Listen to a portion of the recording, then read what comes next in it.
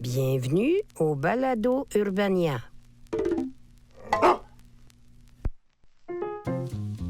Donc, coucou surprise de bouffon de boîte à surprise au bout d'un ressort tout le monde. Soyez les bienvenus au pire moment de l'histoire. Ce balado historique où je vous parle du pire d'un passé excessivement lointain dans ce cas-ci, parce que c'est maintenant l'heure du deuxième épisode de cette trilogie édition spéciale sur la préhistoire.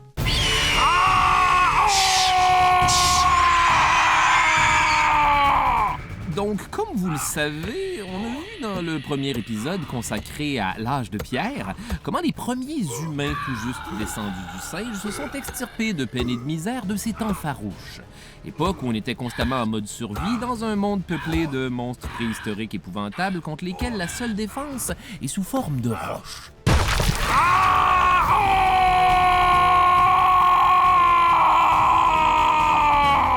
Mais pour ce deuxième épisode, je vous convie à une aventure marginalement plus civilisée, où effectivement on explore les premiers balbutiements de la civilisation. Applaudissements style mini-pot pour cette tournure de phrase pseudo-agile.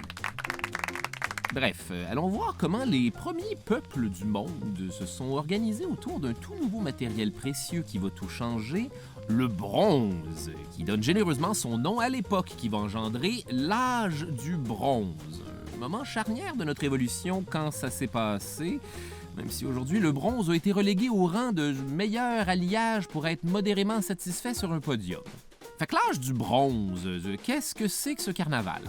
L'âge du bronze, c'est une période d'effervescence inégalée constituée principalement entre 3300 à 1200 avant Jésus-Christ, qui va donner naissance à toutes sortes d'inventions incroyables qu'on tient 100% pour acquises aujourd'hui, genre la roue, l'écriture et les mathématiques. Découvertes qui vont rapidement engendrer des civilisations défiant l'imagination, dont vous n'avez probablement jamais entendu parler parce qu'elles ont toutes disparu pour toujours sans laisser de traces. Alors pour ceux qui se demandaient si on était encore dans les pires moments de l'histoire, oui, absolument, ça va être un total carnage. Ah oui, surprise, c'est un meurtre et mystère cet épisode-là. Tous les empires de l'âge du bronze vont s'écrouler soudainement comme des châteaux de cartes, puis on sait pas pourquoi. Mystère et botch de clope. J'ai récemment arrêté de fumer. J'en suis présentement à cette période pathétique où je fouille d'un cendrier, mais c'est déjà trop d'informations. Bref, quel épisode ça va être? Donc, comme nos ancêtres, asseyez-vous bien confortablement dans votre fauteuil en bronze, en sirotant avec une paille de bronze, une boisson en bronze, donc finalement juste un gros contenant en bronze, plein de bronze, tu peux même pas boire, puis n'hésitez surtout pas à partir le générique, quelqu'un. Contexte préhistorique. Avant toute chose, certains auditeurs un peu plus psychorigides auront remarqué que pour une trilogie sur la préhistoire, rendue à l'âge du bronze, on est comme qui dirait plus vraiment dans la préhistoire, puis le deuxième épisode n'est même pas encore commencé. C'est quoi cette affaire-là? Quel honnête citoyen essaie-t-on de crosser ici? Ce qu'on définit comme la préhistoire, c'est cette période de l'humanité d'où ne subsiste effectivement aucune histoire parce que l'écriture n'était pas inventée.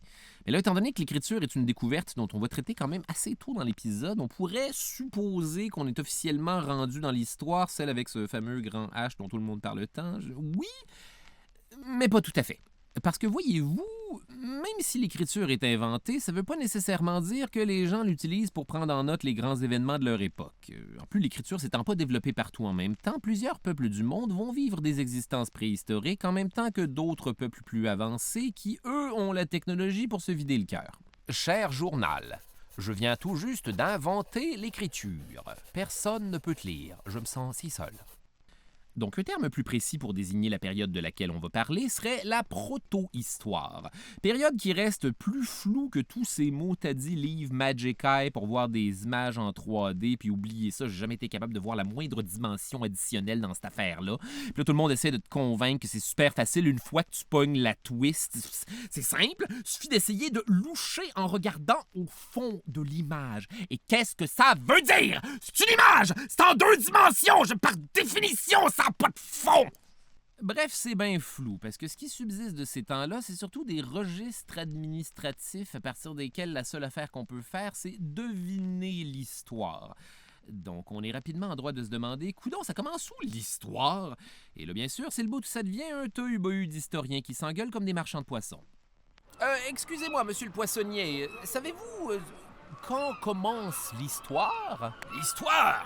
Bien sûr, ça commence au premier document rédigé par les premiers historiens au IVe siècle avant Jésus-Christ en Grèce hellénique. Ne me faisions pas rire.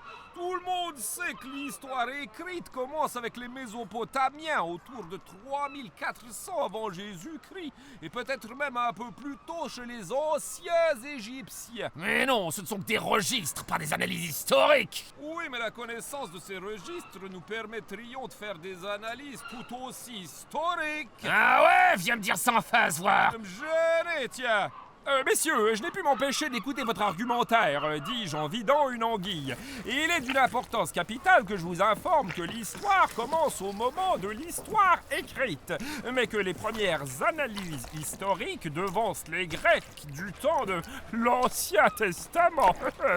Pétons-lui la gueule. Savions bien qu'il y avait une raison pour laquelle je m'étais levé aujourd'hui. Fait qu'en gros, je peux faire ce que je veux. Contexte proto-historique, tout ça pour ça. Donc l'âge du bronze, ça commence un de ces jours dans les alentours de genre 4000 avant Jésus-Christ, une période à la fin de l'âge de pierre où tout va somme toute rondement pour l'humanité. Les humains s'agglomèrent dans des villages de plus en plus permanents, l'agriculture est bien implantée, l'élevage aussi, on a commencé à domestiquer le cheval, mais on n'a pas encore eu l'idée de monter dessus, tout simplement parce qu'on préfère le manger. Regarde, Marcus, tous ces magnifiques chevaux qui courent à des vitesses dont nous ne pouvons que rêver. Regarde-les, tirer des grosses affaires avec la force de 10 hommes. As-tu une idée à quel point ça va les rendre délicieux? Bien évidemment, tous les outils pour l'agriculture sont encore faits en pierre et nécessitent une étape où on sort dans la nature en famille pour sélectionner les proverbiales meilleures roches disponibles. Préfères-tu cette roche-là ou cette roche-là? Elles ont l'air vraiment pareilles. Cette roche-là ou cette roche-là? Je peux voir la première? Cette roche-là ou cette roche-là? Je crois que s'il y avait un mot pour décrire cette situation, ce serait rochant. Rochant. La situation est rochante. Remonte-moi la première. Et c'est en gossant comme ça que nos ancêtres vont un jour remarquer la présence d'espèces de petites pépites rouges-vertes aux reflets particulièrement le fun à regarder pour des ploucs qui vivent dans des maisons en merde séchée. Regarde, j'ai trouvé un genre de pierre qui brille d'une façon que je ne pourrais décrire que comme nice. Ah, c'est vrai que c'est joli. Une pierre d'une beauté onirique, nous rappelant les merveilles et les mystères de la vie qui, à notre époque, est plus éphémère que jamais. Un souffle de rêve par lequel nous pouvons partager un moment unique qui nous unira au-delà de la mort. Effectivement. Et c'est à moi! À moi! À moi! À moi! À moi! À moi! À moi! C'est du cuivre, un métal plutôt mou dont on va bientôt découvrir la capacité inouïe à très facilement changer de forme quand on fesse dessus. À moi! À moi! À moi! À moi! À moi! Ça alors, crénom d'une déesse de fertilité taille plus. À force de fesser dessus, la pépite a pris la forme d'une partie du visage de mon ami. Fascinant. Mais pour l'instant, rentrons à la maison. J'ai bien peur d'avoir aussi découvert le meurtre et je crois que malheureusement j'ai aimé ça. Éventuellement, on va aussi se rendre compte que si on le place dans un four à cuisson, il peut atteindre une température tellement élevée qu'il devient liquide. Puis rendu là, je sais bien pas pourquoi quelqu'un faisait ça. Remarquable! Maintenant, il reste plus qu'à savoir si c'est une bonne idée de s'en verser dans les culottes. Pour la science! Effectivement, faire fondre le cuivre permet de le mettre dans des moules et de créer une panoplie d'objets comme des colliers et des bracelets qui vont être portés par le tout premier 1%. Détail intéressant. Le métal, c'est rare en mot-à-dit à l'âge de pierre. C'est une des affaires les plus difficiles à obtenir. Faut soit genre être super chanceux puis en trouver ou en hériter de quelqu'un qui a été super chanceux d'en trouver. Ça va donc avoir pour effet de hiérarchiser la société parce que quiconque possédait quelque chose qui était à ce point une rareté devait forcément être plus important que les autres. Mais enfin, j'ai une parure en cuivre. Poussez-vous, bande de péquenots. Waouh! C'est bel et bien un des plus grands hommes de notre temps. Par contre, l'industrie du cuivre va pas mal se limiter aux bijoux, parce que c'est malheureusement un métal de merde et les outils en cuivre sont tellement fragiles que c'était moins pire de juste se remettre à utiliser des roches à la place. Et l'âge du cuivre ne sera finalement qu'une sorte de pétard qui allume pas parce qu'il est mouillé, possiblement parce que quelqu'un a mis trop de salive dessus pour égaliser la combustion, parce que ça brûlait tout croche puis on en perdait plein. Oui, c'est ça. Ici, le pétard, c'est un joint. Irrévérencieux, non? Puis là, un jour, un homme préhistorique va, et là, fouillez-moi comment, réaliser que si on ajoute de l'étain fondu dans du cuivre fondu, on obtient du bronze. Remarquable. Cet alliage cuivre-étain est beaucoup plus résistant. Y suis-je vraiment arrivé? Vite! Dans mes culottes!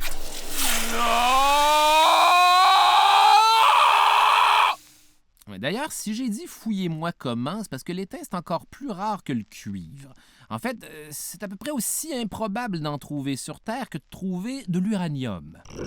Et hop! Uranium dans mes culottes! Hey, ça ne brûle pas! Mais j'ai vraiment des grosses bosses maintenant. Détail dark.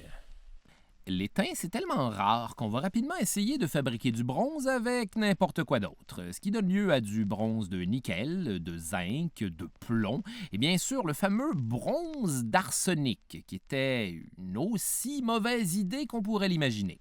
Parce que bien sûr, l'arsenic, c'est plein de composantes mégotoxiques avec lesquelles les premiers forgerons vont s'empoisonner comme jamais en chauffant tout ça à haute température, ce qui crée, comme on dit en bon kebs, des fumes. D'ailleurs, un des symptômes fréquents de l'empoisonnement à l'arsenic, outre la mort, c'est de constantes faiblesses au niveau des articulations et on pense que c'est en hommage à ça que le dieu forgeron Héphaïstos chez les Grecs antiques est souvent représenté comme le dieu qui boite. Oh, Héphaïstos! Guide une fois de plus mon marteau de ton savoir-faire divin! Ah! Mes articulations! Ah! Bien sûr, tout ici est super chaud! Pourquoi Héphaïstos? Chose certaine, le bronze, man, y a que ça de vrai. On l'utilise pour créer des outils de plus en plus performants qui facilitent l'agriculture. Ça crée des surplus alimentaires, on peut nourrir plus de monde, boom de population. On crée des haches en bronze qui nous permettent de donner une volée à la forêt puis de sacrer ça à terre sur un moyen temps. Ça permet plus d'espace pour l'élevage qui crée encore plus de surplus alimentaire, boom de population. Le fait qu'on ait besoin de cuivre et d'étain pour faire du bronze, deux métaux qu'on retrouve bien sûr jamais au même endroit, favorise les échanges commerciaux comme jamais. Les communautés s'organisent en provinces de plus en plus prospères, où l'économie et la vie tournent autour de la métallurgie, boom de population. Puis là, à un moment donné, il va y avoir tellement de boom de population qu'on va voir apparaître les premières villes qui ont cette particularité de compter plus de monde qu'on en a besoin pour travailler la terre, qui produit déjà suffisamment de surplus pour nourrir tout le monde. C'est donc dans cette atmosphère d'effervescence où tout est possible que va se développer une des toutes premières civilisations humaines, les Sumériens. Le peuple de Sumer, c'est celui qui va commencer à se développer à la fin du 4e millénaire avant Jésus-Christ dans cette région du Proche-Orient qu'on appelle aujourd'hui la Mésopotamie, le fameux berceau de la civilisation. Bon, j'espère que vous êtes contents, on a réveillé la civilisation. La Mésopotamie est donc un endroit situé grosso modo dans la région de la Syrie et de l'Irak actuel, entre deux fleuves importants qu'on appelle l'Euphrate et le Tigre, qui vont effectivement être un vrai régal pour l'irrigation. Ouais, ça va être ce gag de tigre-là, et créer une de ces fameuses zones fertiles où cultiver de la nourriture, c'est super bébé fafa. Ce qui va permettre à certaines personnes de tout bonnement relaxer 2 minutes et d'imaginer des affaires qu'on n'aurait jamais eu le temps d'imaginer dans un monde où il faut travailler super fort pour faire plus de récoltes, pour avoir plus d'énergie, pour pouvoir travailler plus, pour pouvoir faire plus de récoltes, pour avoir plus d'énergie. Et nous voilà maintenant à une cocaïne d'être dans une toune des vulgaires machins. Détail intéressant. C'est effectivement aux Sumériens qu'on doit bon nombre d'inventions vitales au monde d'aujourd'hui. On les crédite entre autres pour le développement de l'irrigation, qui est l'action de détourner un cours d'eau pour l'envoyer direct dans tes champs et ne plus être dépendant de la pluie. Pluie qui a cette fâcheuse tendance à faire exactement le contraire de ce qu'on veut. Alias, tomber directement sur des jeunes mariés, mais quand vient le temps d'annuler les Olympiades de mon école secondaire, où je vais passer la journée à me péter à gueule sur des haies puis vomir pendant le marathon, le beau soleil en esti par contre. C'est également les Sumériens qui sont les inventeurs de l'écriture et des mathématiques, qui étaient initialement des systèmes employés dans l'élaboration de registres de toutes les denrées qu'on avait, histoire de maintenir ces fameux surplus alimentaires eux-mêmes nécessaires à l'élaboration de plus de maths. Youpi. Détail décevant pour les fans de cartoon. C'est les Sumériens qui ont développé la roue à partir de troncs d'arbres sciés dans le sens de la largeur. J'ai donc le malheur de vous annoncer que rien de ça n'est dû à un homme des cavernes qui a sculpté une méga grosse roue en roche qui va éventuellement être utilisée par Fred Caillou pour aller au cinéparc. Sinon, en rafale, les Sumériens ont inventé la géométrie, plusieurs outils comme la scie, la charrue, la poterie, les sandales avec le petit gravier complémentaire à l'intérieur, mais plus important que tout, la bière. Et avez-vous une idée à quel point l'humanité a eu besoin de ça tôt? Ouf, c'était une grosse journée de Mésopotamien. J'ai si soif. Ah tiens, voilà de l'eau. N'y a-t-il donc rien d'autre à boire? Oui, j'ai besoin d'être hydraté, mais ce dont j'ai vraiment besoin, c'est quelque chose qui va ralentir mes réflexes, m'endormir, me rendre d'abord très heureux, puis très en colère, me donner des ballonnements, une irrésistible envie de me battre, quelque chose qui me fait dire des choses que je pense en mon fort intérieur, mais qui ne devraient jamais être dites à voix haute, tomber dans une spirale infernale, perdre mes amis, mourir d'une cirrhose dans la solitude. Est-ce que c'est trop demandé? Ah! Rajoutez à ça une couple de tours de passe-passe architecturaux et rapidement la Mésopotamie se voit recouverte de cités-États aux palais et aux temples fabuleux comme à Kish, Uruk, Ur, Lagash et autant de noms d'orques du Seigneur des Anneaux. Des cités totalitaires dirigées avec une poigne de bronze par une caste de prêtres vénérant toute une ribambelle de dieux impies qu'on appelle les Anunnaki, comme entre autres Anne, le dieu des cieux. Enlil, le dieu du vent et de la tempête. Enki, le dieu de l'eau et de la culture humaine. Mes dates, achetez mes bonnes dates. Ninurshag, déesse de la fertilité et de la guerre.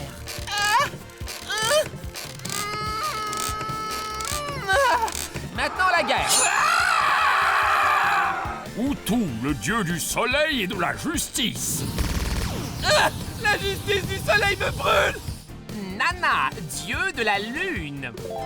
Je vous jure que je suis un big deal quand même. Ainsi que moi, Marduk, qui sera rajouté plus tard par les Babyloniens.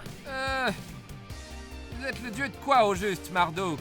Je préfère ne pas en parler. La merde? Vous êtes le dieu de la merde, c'est ça? C'est à l'âge du bronze qu'on va ériger certaines des premières structures architecturales à des fins de spiritualité, comme entre autres sur le site de Stonehenge, où on va créer des mégalithes, qui est surtout une façon huppée de dire des grosses roches arrangées de façon tellement bancale que c'est impressionnant. Détail intéressant. La vérité, c'est qu'on ne sait pas vraiment c'est quoi l'utilité de Stonehenge.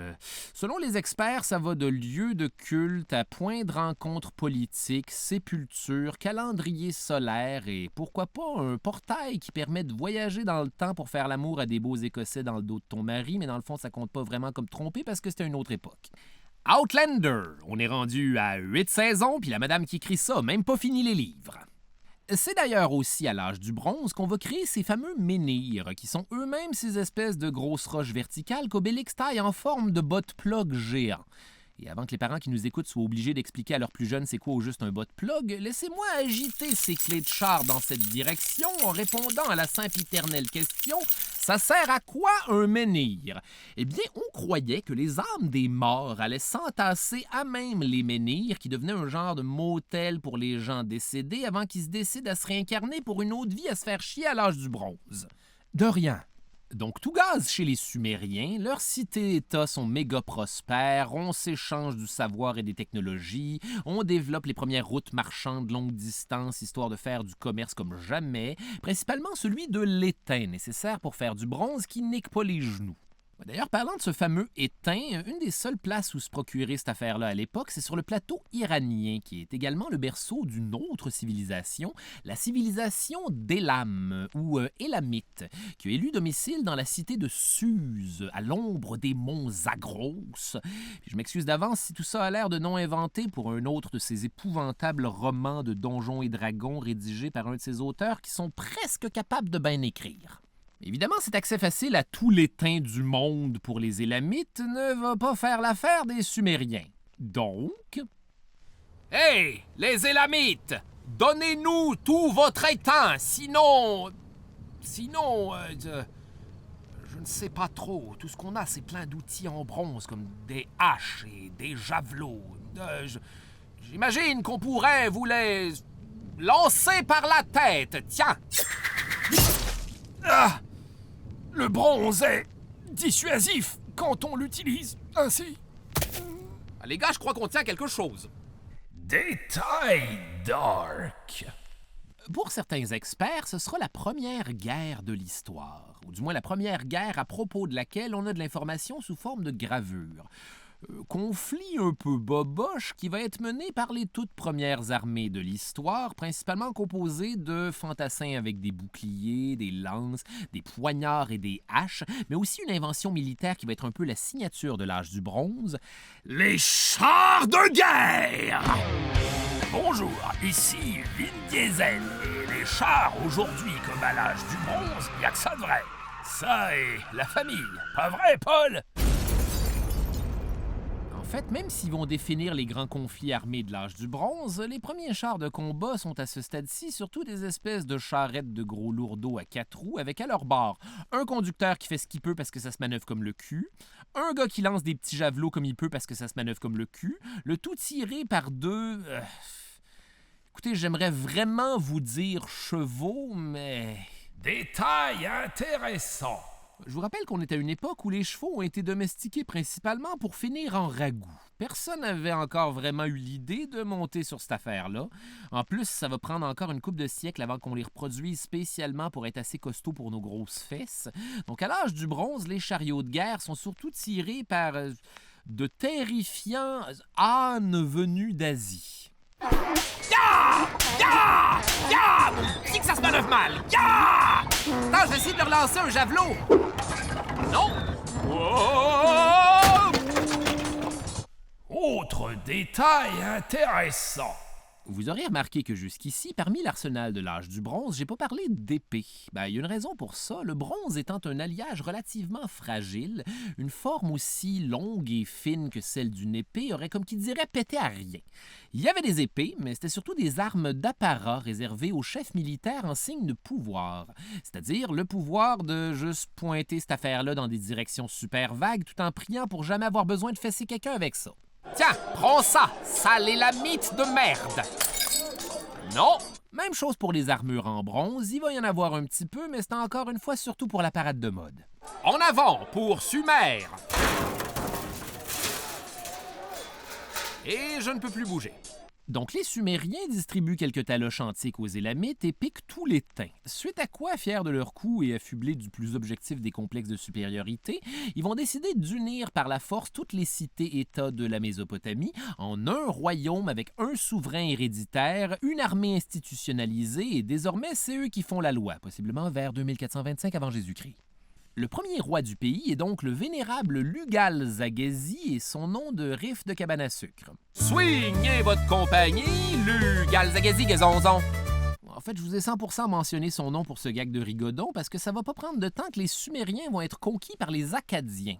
Ceux qui viennent d'Akkad, pas ceux qui rappent en chiac sur le fait qu'ils sont manifestement pas autant de monde que prévu dans le jacuzzi. Bref, les Akkadiens sont menés par leur souverain conquérant, Sargon d'Akkad, qui va établir le tout premier empire composé d'une mosaïque de peuples différents s'étendant du golfe Persique à la Méditerranée. Territoire gigantesque sur lequel Sargon d'Akkad aurait conservé sa mainmise, probablement grâce à la première armée organisée permanente de l'histoire. Ça veut dire quoi, ça? Détail intéressant. Effectivement, à l'âge du bronze, on peut pas juste faire la guerre n'importe quand, tout simplement parce que tout le monde est un peu un fermier et que si on va faire la guerre pendant les saisons où il faut s'occuper de la terre, il y a rien qui va se faire, puis là, tout ce qui reste à manger, c'est des chars de guerre, ce qui aurait pu être l'origine de l'expression « manger un char ». Tout ça pour dire que Sargon d'Akkad, lui, avait tellement de monde sous sa bannière qu'il pouvait dispatcher des goons à l'année longue et quand même avoir assez de fermiers acadiens pour récolter les ingrédients nécessaires pour faire de la poutine râpée, des ploys, du chiard, des coques frites, du fricot au poulet et un paquet d'autres affaires que je vais comprendre c'est quoi quand le serveur d'un resto à Moncton va arriver avec. Et à ce stade-ci, pour ceux qui seraient portés à croire que tout va être simple à l'âge du bronze, j'ai le malheur de vous annoncer que l'humain avait, comme qui dirait, pris goût à la bisbille. Un peu comme si ça venait naturellement avec la civilisation, finalement. J'ai déjà vu une bagarre éclater dans un parloir à crème glacée, soit dit en passant. Wow, voulez-vous bien arrêter de me rajouter autant de pistaches? Oui, arrêtez, vous lui donnez toutes les pistaches! Enfin, cessez de pousser, il y aura assurément assez de pistaches pour tout le monde. Une glace à la pistache, s'il vous plaît. Désolé, monsieur, il ne nous reste plus de pistaches. D'ailleurs, êtes-vous familier avec la série de jeux vidéo Civilisation? C'est le genre de Warcraft plate pour le monde qui préfère la bureaucratie. Ben, c'est exactement ça qui va se passer. La plus grosse game de civilisation que vous avez jamais vue. On parle de plusieurs centaines d'années, si ce n'est pas des millénaires, où les peuples de la Mésopotamie vont se massacrer sans relâche. Donc... Bonjour, nous sommes les Goutis et nous venons conquérir les Acadiens et voler leur culture.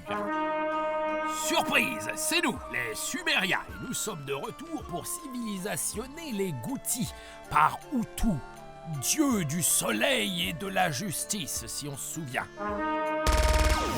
Ah, la justice du soleil!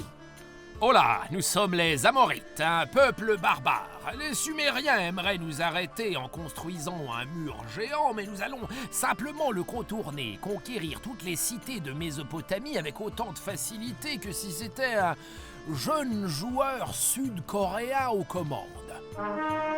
Hop, c'est à notre tour, Assyriens du Nord, de débarquer pour établir notre propre empire de notre bord sous le roi Shamshi-Adad. Et vous pouvez être certain que nous allons...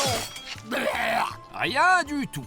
Nous, les Amorites, allons retentir comme un herpès de stress et botter les fesses des Assyriens avant de nous installer pour de bon dans la ville de Babylone, à peu près au centre de l'Irak moderne, avant d'en faire très rapidement une puissance militaire ainsi qu'un centre culturel. Ah, bravo à nous! Comme il fait bon d'être babylonien maintenant! Vous devez construire des pylônes supplémentaires. Enfin, que fait cet extraterrestre ici? Non, StarCraft, personne ne joue à ça à l'âge du bronze. Qu'est-ce qu'un pylône? Pour être honnête, je ne sais pas, mais au risque de devoir me répéter, il vous en faut plus. Allez les Protoss, on se casse. Pour Adoul.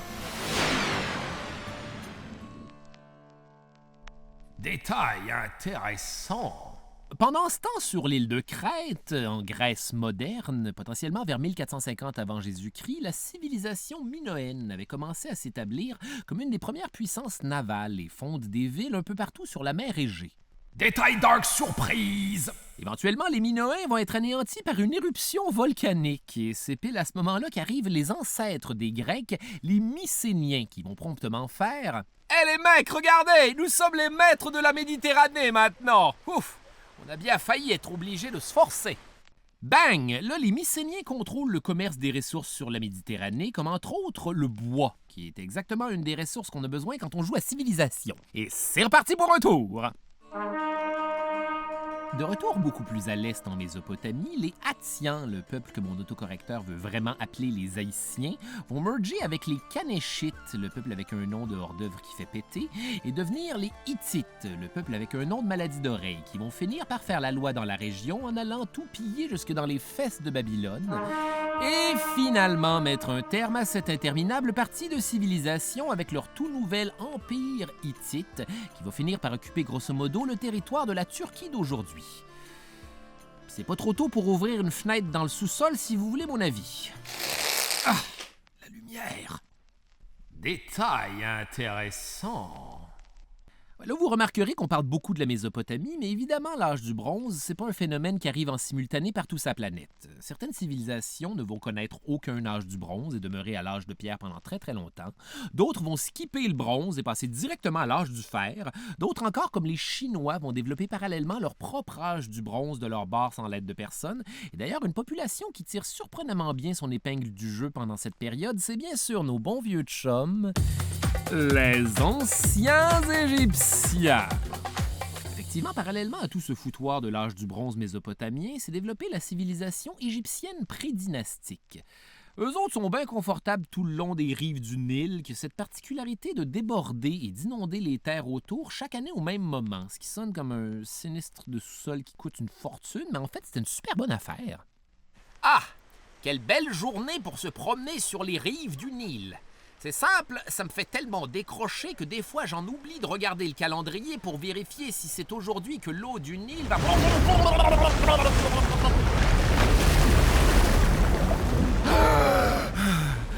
Incroyable! J'ai miraculeusement survécu et maintenant les eaux vaseuses du Nil ont apporté plein de nutriments à la terre. Et c'est maintenant un des endroits les plus fertiles au monde. Par contre, le regard de cet hippopotame ne dit rien qui vaille.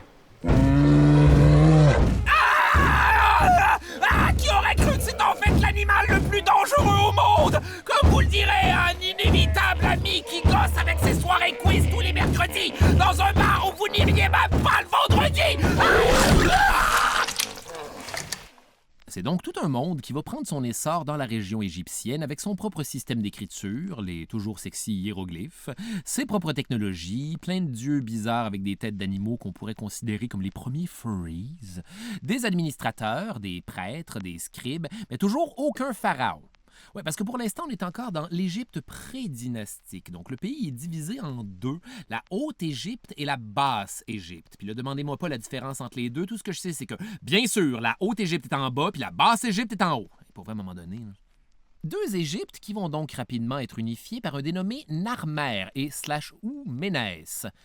Le premier pharaon...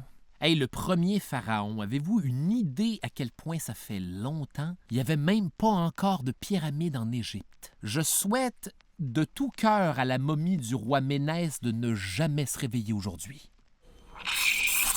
Donc, si je comprends bien, vous appelez cette chose un cappuccino? Un venti lait d'avoine pour Ménisque le premier fanfaron?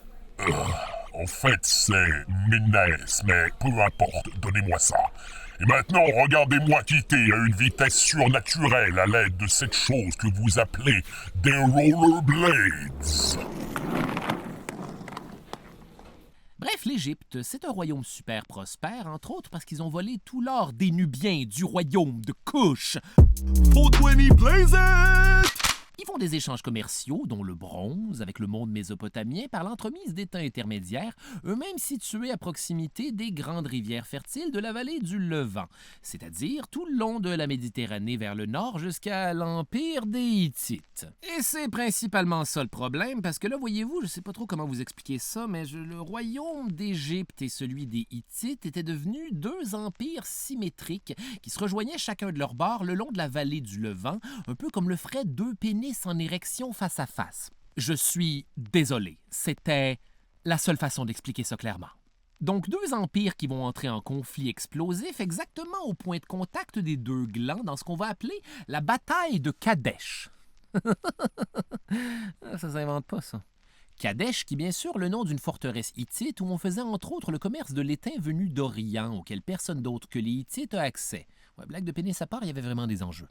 L'impérialisme hittite va donc entrer en collision avec les forces de notre vieil ami Ramsès II, le pharaon superstar, et ils vont s'affronter dans une des plus grandes batailles de chars de l'histoire. Et n'oubliez pas la famille. Effectivement, rendu à ce stade-là de l'âge du bronze, les brouettes des Sumériens avaient été grandement améliorées. C'était maintenant des modèles super slick à deux roues beaucoup plus manœuvrables, tirés par deux chevaux, mais qui sont pas encore vraiment des chevaux modernes, fait qu'ils sont tout petits! Encore une fois, on trouve 2 hommes à bord, un qui conduit, l'autre qui pitche des flèches. Et essentiellement, la guerre, c'est de faire un carrousel infini à 40 km/h pour se passer à côté en char et peut-être pogner quelqu'un dans le front si on est chanceux. Donc, la bataille de Kadesh, c'est ça, mais à 6000 chars. Non. Non! Non. Non! Non. Non! Ah merde, c'est ça, là, on s'éloigne. Là. En tout cas, on s'en revoit au prochain tour, mon esti! La bataille de Kadesh va d'ailleurs être un très emballant match nul. Un après-midi bien investi pour des fans de soccer. Et finalement, les Hittites et les Égyptiens vont juste s'entendre pour plus s'écœurer à l'avenir. Qu'est-ce que ça implique pour le reste du club de l'âge du bronze? Une paix relative et prospère pour tous. Les Mycéniens font du commerce partout dans la Méditerranée. Sur l'île de Chypre, on fait du cuivre avec la même productivité qu'on te sort des grosses omelettes caoutchouteuses qui en valent pas la peine dans les cabanes à sucre. On fait venir de l'étain d'un peu partout dans le monde connu. Le bronze coule à flot. Bref, tout le monde profite de l'expertise de tout le monde. On se la coule douce, tout baigne. En fait, non. Détail dark, quand même non négligeable. C'est précisément à ce moment-ci que toutes les civilisations de l'âge du bronze vont simultanément s'écrouler. Puis on sait pas pourquoi. Wow, et si on se calmait sur le générique? On sait pas précisément pourquoi il y a eu un effondrement de l'âge du bronze, mais on a des indices de ce qui se serait passé. Allez, suivez-moi. Détective Charles Beauchesne mène l'enquête. En tout cas, j'espère vraiment que je suis un chien anthropomorphe avec une pipe dans ce show-là. Wow. Alors, le premier indice qu'on a, c'est une lettre du roi de la cité portuaire d'Ougarit, dans l'Empire hittite.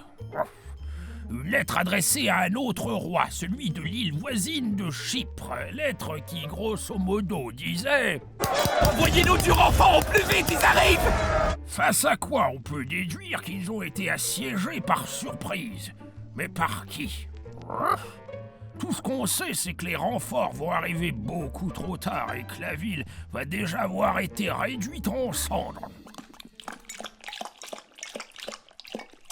Détail dark, somme toute léger compte tenu du sujet.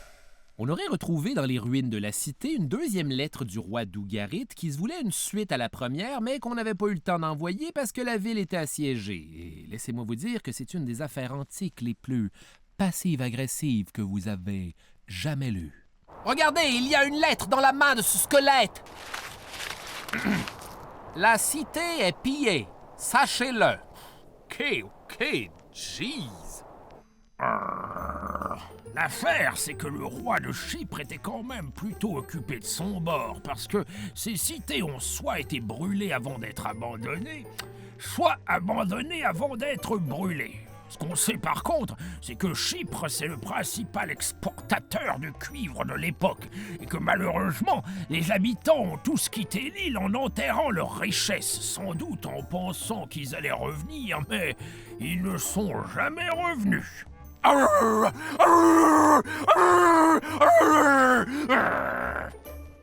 Pendant ce temps, du côté des Mycéniens, c'est le bordel en Grèce, le pays est en faillite, le gouvernement est en train de s'écrouler, la population abandonne les villes. C'est une fois de plus à s'y méprendre avec la Grèce actuelle. De retour chez les Hittites, là ça va mal à la chope. Détail dark. Effectivement, c'est là qu'arrivent ceux qu'on appelle les peuples venus de la mer. Bon, vite comme ça sonne comme des sirènes, mais c'était en fait un mouvement migratoire de masse. Ces peuples-là seraient issus des 4 coins de la Méditerranée. Ils voyageaient sur des bateaux avec toutes leurs possessions, fuyant la ruine de leur propre territoire. Et la seule option pour survivre, c'était de piller les ressources des villes sur lesquelles ils tombaient. Oh. Ce qu'ils vont faire dans tout l'Empire hittite et tout le long de la côte méditerranéenne du Moyen-Orient, aussi appelée la vallée du Levant. Et la raison pour laquelle ça va être une réussite, c'est pas tant parce que c'était des grands guerriers, mais plutôt parce que beaucoup de ces gens sont en mode survie. Hey, on est désolé, mais on a vraiment besoin d'utiliser votre ville, sinon on va mourir! Donc, après avoir fouillé dans les tiroirs à petites culottes de tout le monde en Mésopotamie, les peuples de la mer se butent finalement aux Égyptiens, qui les attendent de pied ferme avec des chars de guerre. Mais malheureusement, les chars sont beaucoup moins efficaces que prévu parce que les peuples de la mer sont tellement plus nombreux que les Égyptiens qui peuvent tout simplement foncer sur les chars en une marée humaine puis les crisser à terre. Un peu comme quand le Canadien de Montréal gagne. Ou perd, d'ailleurs. Non! On va faire un autre tour! Et c'est quand même beaucoup de monde! Hey, wow, wow, wow! Tassez-vous! Tassez-vous! Tassez-vous! Vous allez nous foncer dedans avant qu'on ait pu faire le tour pour peut-être vous tuer! Ah! On est désolé, c'est purement une question de survie!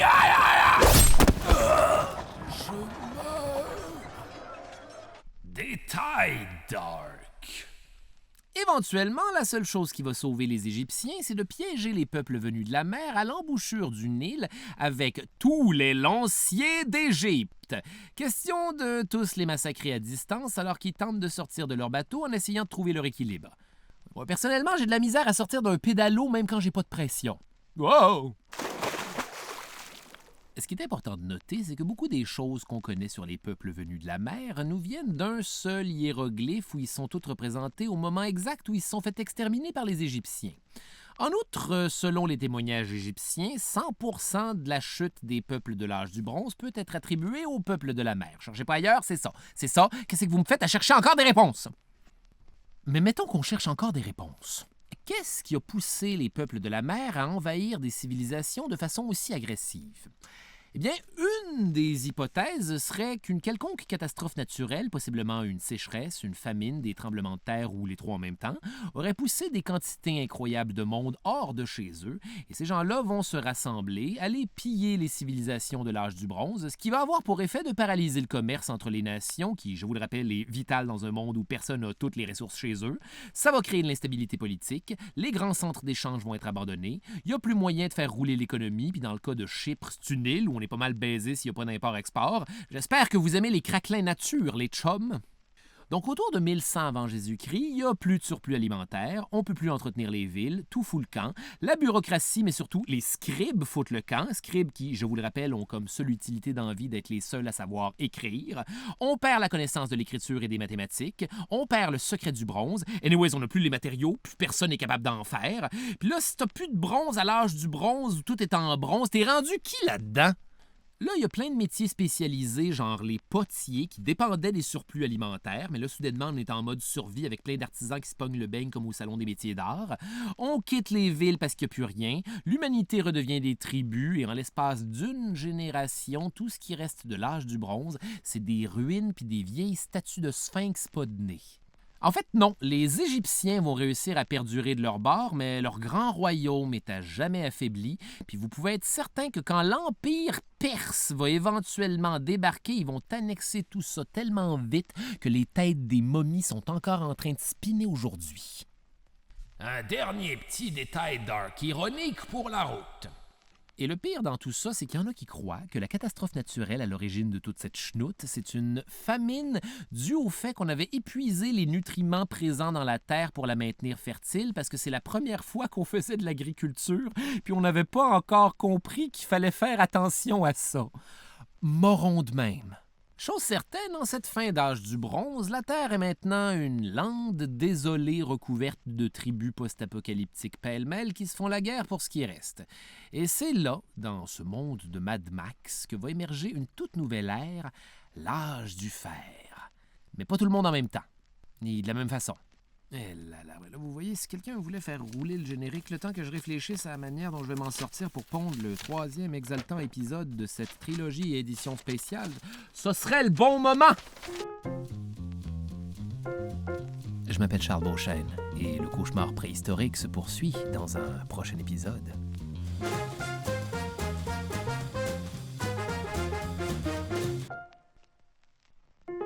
Les pires moments de l'histoire avec Charles Beauchesne est une idée originale de Charles Beauchesne.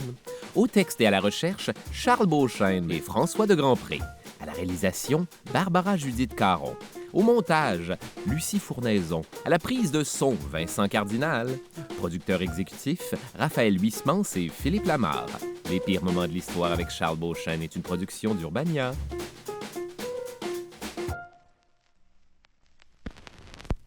C'était un balado Urbania. Abonnez-vous donc.